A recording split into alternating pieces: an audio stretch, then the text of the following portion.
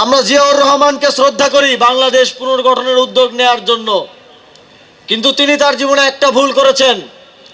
তিনি বাকশাল প্রতিষ্ঠার পরও শেখ হাসিনাকে ফিরিয়ে এনে বাংলাদেশে রাজনীতি করার সুযোগ দিয়েছিলেন।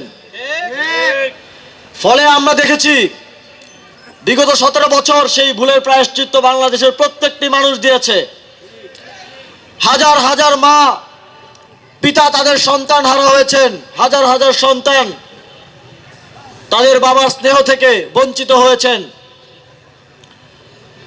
আমরা দেখেছি সেই ভুলের কারণে স্বয়ং জিয়াউর রহমানের পরিবারের বেগম খালেদা জিয়াকে কি কষ্টের জীবন, জেল জীবন যাপন করে মৃত্যুকে বরণ করে নিতে হয়েছে।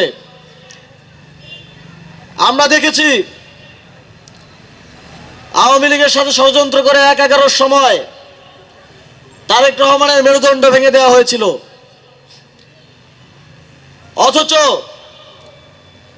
ওনারা এই সব কিছু ভুলে গেছেন। ওনারা ক্ষমতার লোভে এত অন্ধ হয়ে গিয়েছেন যে সেই আওয়ামী লীগকে আবার ফিরিয়ে আনার চেষ্টা করছেন।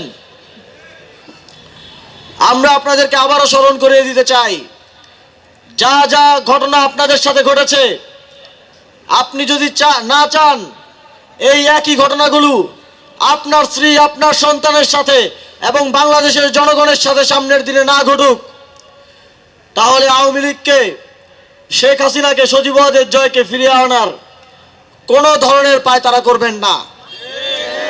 আর যদি আপনারা তা করেন, তাহলে বাংলাদেশের জনগণ খালেদা জিয়াকে এবং বিএনপিরও যারা বিগত সময়ে আওয়ামী লীগের নিপীড়নের শিকার হয়েছিল তাদের প্রতি যে সিম্প্যাথি দেখিয়েছিল সেটা আর সামনের দিনে দেখাবে না।